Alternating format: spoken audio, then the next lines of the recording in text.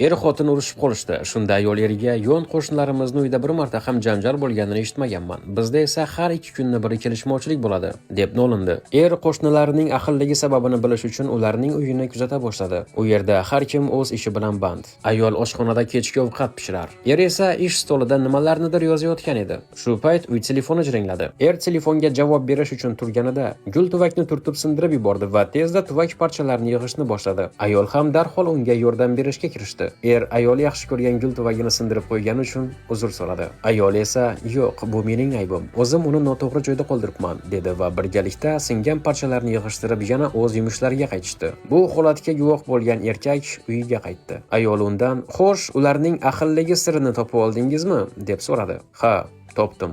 Ularning oilasida har ikkalasi ham aybdor ekan. Bizda esa har doim ikkimiz ham haqmiz", javob berdi eri. Xulosa o'zingizdan.